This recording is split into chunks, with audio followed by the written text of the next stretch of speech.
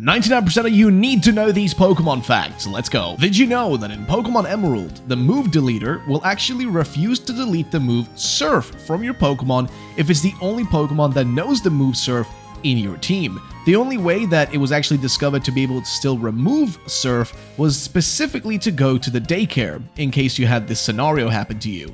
This might have been added maybe to the game specifically for the purpose of stopping potential soft locks, but who knows? Did you know the Team Flare admins or scientists, whatever way you want to call them, actually have a funny thing going on with their names? All their initials, the letters that their names start with, correlate to solar flare levels, which can basically range from the weakest to strongest being A, B, C, M, and X, which, funny enough, are the initials of the scientists themselves, and also that's the order in which you encounter each one of them as you go through the games. Did you know to get the luxury ball in Pokemon Fire Red and Leaf Green, you need to go through a very convoluted side quest over in the Sevi Islands, as you can't just buy one in your local Pokemart. The reason you would want this Pokeball is specifically for any Pokemon that might evolve using Friendship, as this will increase the speed at which you gain it. Now, to get it, first you need to go to 5 Island in the Sevis and find Selfie at the Resort Gorgeous. But issue is, she isn't going to be home, and to find her,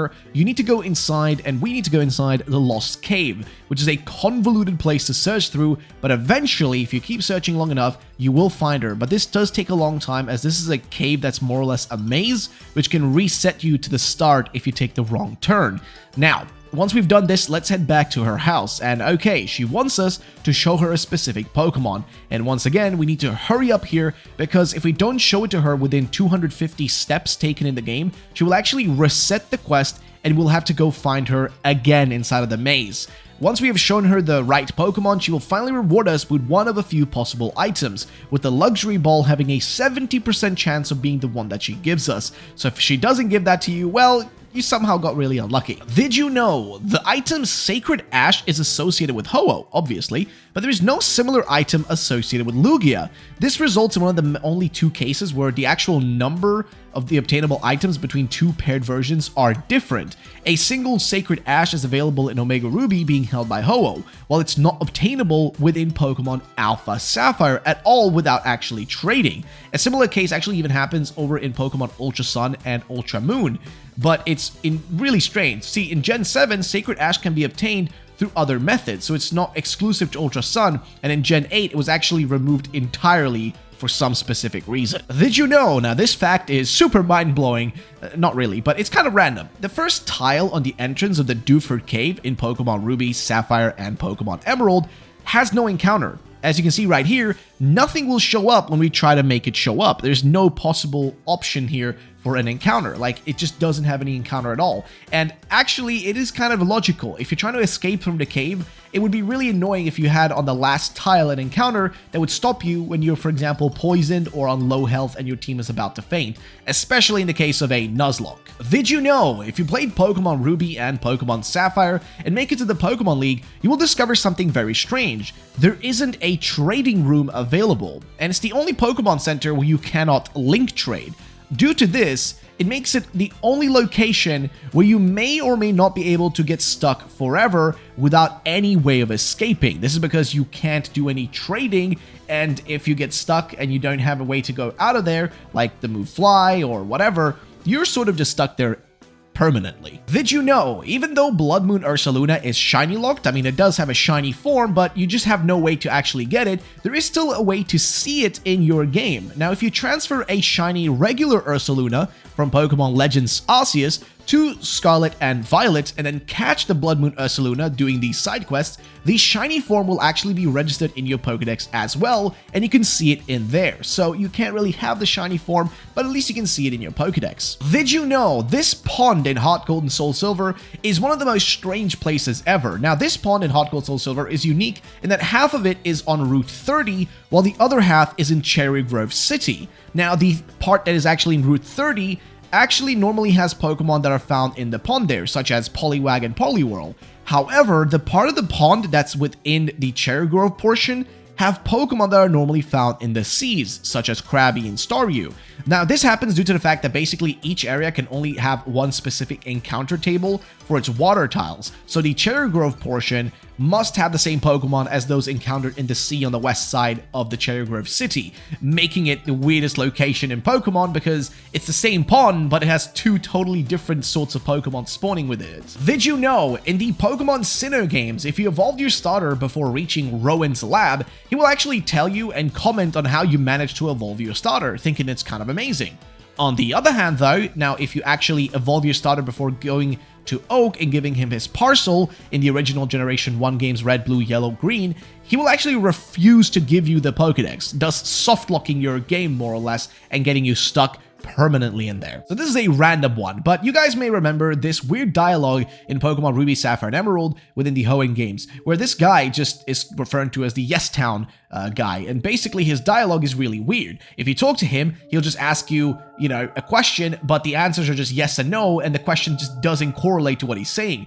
The reason for this is actually really strange, but basically it's a reference to Game Freak's history. During the development of Pokemon Red and Pokemon Green, Game Freak staff actually stayed at an apartment known as Hightown. What's really interesting is that yes in Japanese is high, which has the same pronunciation as high. So basically Hightown, that's how they correlate the whole thing. It is a bit strange, no idea why they decided to do it like this, but it's a fun little inside joke for them. Did you know 3 of the hardest items ever to obtain in Pokemon Ruby, Sapphire, and Emerald are the following: Dragon Fang, Black Belt, and Silver Powder. Now the reason they are almost impossible to obtain is because you can't just obtain them like the regular way, without of course trading maybe with someone, or doing the very convoluted method of using the move Thief to steal the item from a very set of specific Pokemon on very set specific trainer teams. But that's not all. There's only one of these trainers per game, so you wouldn't be able to get multiple of these unless you go down the route of trading with others.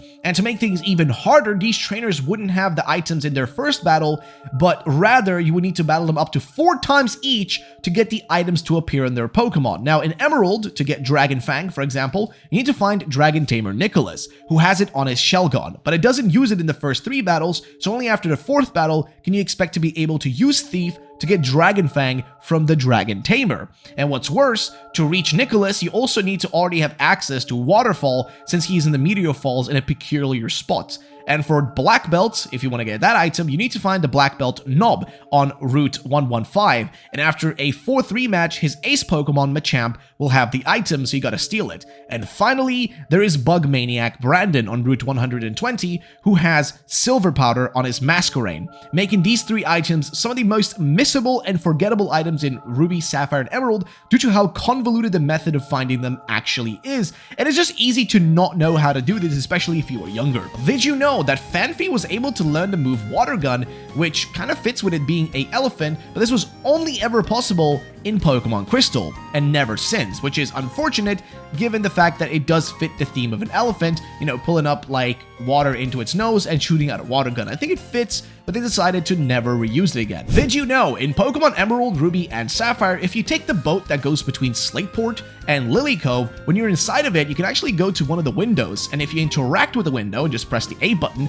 it will actually show you the outside of the boat as it's traveling to your destination, which I think is such a cool little detail that almost nobody really thinks about or notices, and it's these sort of little details that make me love Pokemon games. Did you know that the box art of Pokemon Ultra Sun and Ultra Moon are really cool, because if they are pushed together, they create the face of Necrozma in the middle. This is something that I never noticed and realized, but people noticed it, and it's literally the final form of Necrozma right in the middle right there, hinted by Game Freak, which is so cool. Did you guys know that one of the rarest Pokemon ever can be only found in Sun and Moon? Now, what do I mean by this? Well, basically, in Pokemon Sun and Moon, as well as Ultra Sun and Moon, you could actually get Salamence really early in already Route 3. There's a 1% chance of finding it, and it's even possible for it to be as low a level as level 9, which is incredibly low, and some crazy people have taken on the challenge of getting a 1% shiny Salamence at level 9.